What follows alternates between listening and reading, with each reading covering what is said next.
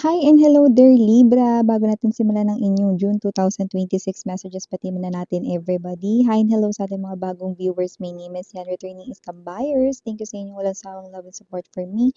At kung hindi niyo pa alam, meron pa po tayong isa pang channel, no? Ating channel na isa pa ay Dalnim, which means Goddess of the Moon in Korean. So, mangyari lang na i-click ang link down below sa ating description box para makarating kayo doon. At yun nga natin gender dito bahay, lalaki, LGBT, lahat ay welcome. Possible din magpalit ng roles.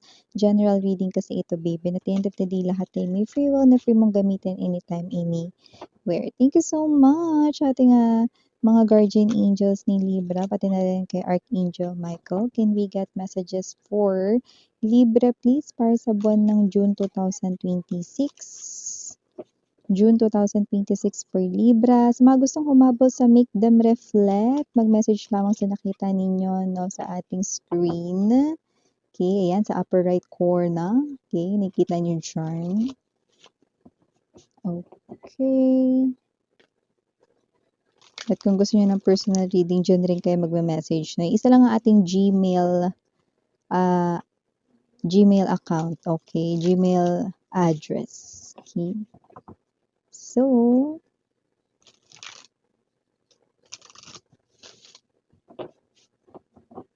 let us see your messages. We do have here the energies for my Libra people. Cross-watchers ni Libra, welcome rin ha. May Libra placement sa Nita/birth chart, welcome din. You have 3 of Cups. 5 of Coins. Tower. Page of Swords. Magician. 9 of Wands. Bottom of the deck, we have the Strength energy. The 10 of Coins. And the 7 of Swords. Okay, so Libra, para sa buwan ng June, nakita ko dito ng energy, no, na mukhang meron na rito na one of your friends, no, na parang dito ay napapansin ka. Pero don't get this wrong, hindi yan yung may feelings for you, hindi yan yung gustong mag-confess ng love, no, pero parang napapansin yung growth mo, no, at parang may energy na naiinggit siya sa'yo. You know, kung true friend ka niya, dapat happy siya sa mga na-achieve mo. Yung iba kasi sa inyo may na-achieve kayo rito. Kahit sabihin natin hindi talaga as in nagsosoar pa or nagfa-flying high kayo, no? Sa inyong career, kaperahan, no? Or whatever. Dapat happy kung ano yung pinagdadaanan ng mga friends. No? Pero ito parang may energy rito naiinggit siya sa'yo. Meron bang nangyari sa'yo rito, no? Na parang maganda, like let's say, no, may na-achieve ka ba, naging successful ka ba rito at something, nagtagumpay ba yun? Pwedeng sa negosyo ito, pwede rin naman sa trabaho. Pero yung iba rito, parang love life yun, no? Tapos naiinggit itong other person na ito. No? Alam mo, nakita ko rito, no, na inihahambing niya rito ang kanyang sarili sa'yo. Yan, no? Alam mo, hindi maganda ito kasi maaaring ito na yung simulan dito, no, ng parang pagpaparinig hanggang sa parang baka lumalim itong inggit niya sa'yo rito. No? So, kung sino tong energy na to, na maganda na mag-focus na lamang siya sa sarili niya, yan, no? So, yung iba naman dito, maaring sa personal mo ito, maaring mas naging maganda ka sa kanyang paningin or mas gumwapo ka sa kanyang paningin, no? Kaya parang ayaw niya nang nalalamangan siya. Oh. Siguro may energy rin itong tao na to na may mangilan-ngilan sa kanila na pwedeng hindi sila sanay na matalo. Or parang hindi nila gusto rito yung nauungusan or nalalamangan, yun. Pero hindi ka naman nakikipagkompetensya sa kanya, no? Actually, parang hindi nga siya ganyan dati, parang nagbago siya. You know, honey, no? People change. People keep on changing. Okay? Kahit sino pa yan, family members. Kahit family members, they keep on changing, no? Lagi yung tatandaan, people change. At people ay people. Okay? Kaya nga may kantang, people are people. So, whatever the case may be, mo na lang siguro siya rito. Mag-focus ka na lang sa mga achievements mo at sa mga gusto mo rito magawin. May mga new opportunities ka rin paparating sa'yo, lalo na sa yung career growth or as long as money or finances are related, no? So, speaking of money and finances, nakita ko dito ng energy, no? Feeling kapos ka right now or parang feeling mo, no, na parang hindi naabot yung iyo rito, no, na sahod sa susunod na sahod, no? I do see that you're manifesting here money without you even knowing it. So I do see that this has something to do here with your good deeds, no, na nagawa mo nitong mga nakaraang buwan, no? Ay naku, hindi naman ako gano'n kabait, miss, hindi nga ako good Samaritan. These are the small deeds na nagawa mo. Puwedeng doing a little favor for someone, a katrabaho right in here, no, and hindi mo alam na iipon ito. So, I do see that because of that, okay, meron dito, no, na paparating rito na money sa iyo. Something like a reward na hindi mo ine-expect, no. So, you will get this might be from something na incentives. Puwede rin naman rito 'no, na credit sa'yo rito 'no. So, nakikita ko dito that this is really for you because this is your, parang na-accumulate mo or, parang eto yung mga pinagsama-samang small good deeds mo nitong mga nakaraang buwan. So, maliban din diyan mga babes, so nakita rin tayo rito ng energy 'no, na may possibility na baka bigla ka rito 'no, na mapabili, 'yan 'no. So, nakita ko naman na wala namang masama dun lalo na ito yung bagay na matagal mo ng gustong bilhin 'no. So, maaaring, ito ay, biglaan or hindi mo talaga napaghandaan, hindi pasok sa budget pero mabibili mo. Maaaring ito yung bagay na material thing ito. Puwede ring jewelry, puwedeng gadget 'no, or electronic devices, appliances, kung ano man ito 'no. Dahil, makikita mo rito na parang biglaan lang din 'tong opportunity na ito 'no, maaaring naka-big discount 'yan. Go lang, bilhin mo lang 'yan mga babes 'no.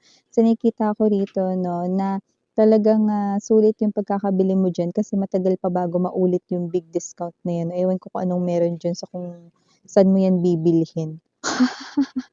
Bakit meron silang discount 'no, basta makikita mo yon 'no. Parang halos half the price na yung bibilin mo na 'yan. So, talagang gustong-gusto mo 'yang bagay na 'yan, so gora na, 'yan.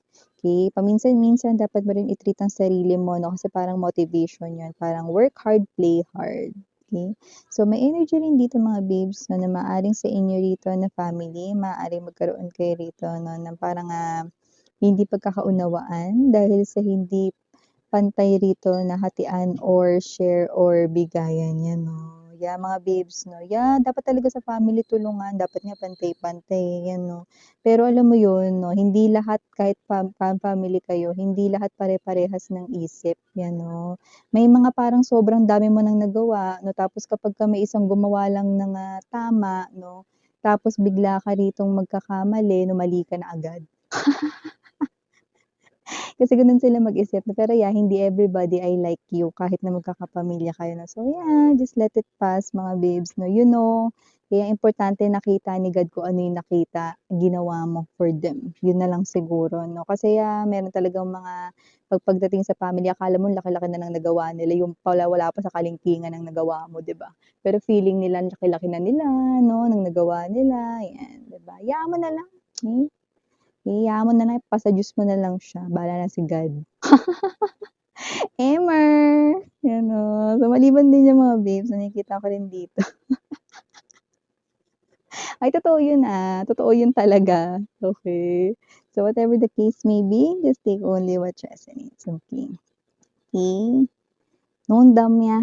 I am just joking. So yun nga 'no, more pa dito ng mga messages. Nakita ko rin dito yung ex-lover mo dito 'no, with the strength card energy 'no, and the 7 of swords. Possible dito 'no, na itong person na 'to ay mag-try na bumalik dito sa iyong life. Pero maaaring, hindi totoo yung kanya ritong paghingi ng tawad, yun ang iispatan ninyo. Kasi nakita ko rito na parang meron kasi siya ritong bagay na parang ewan ko, may kinababahala siya diyan. With the strength card energy. At yung kanya rito na parang paghingi ng tawad sa'yo ay labas sa ilong, hindi totoo. Okey, puwedeng may hidden agenda or may kailangan lang sa'yo, Libra, okey? Maliban din diyan, Libra, nakakita rin ako ng energy rito ng new love, okey? This new love right in here, maaaring kaedad mo lang or hindi nalalayo sa edad mo. Ang taong ito 'no, ay talagang looking na for a partner na talagang mase-settle, yung talagang dito na talaga siya, ito na talaga yung gusto niyang pangasawa, yun ang kanya ritong sine-search niya for a partner. And this person here ay lumalabas bilang new love mo.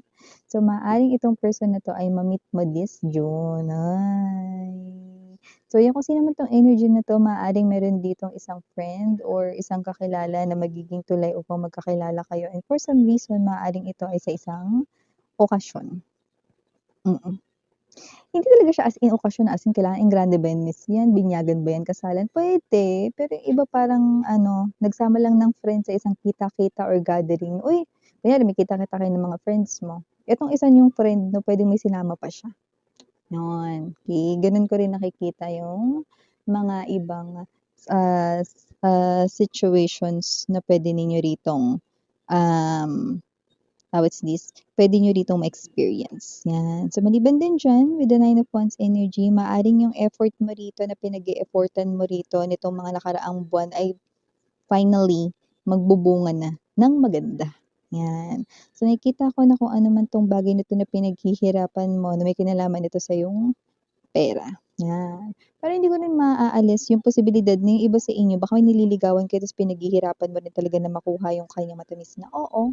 Nakita rin tayo ng yes or a big check doon. So, malaki yung tsansa mo na sagutin ka niya or maging kayo ng dalawa. Yun oh, advance congratulations na agad.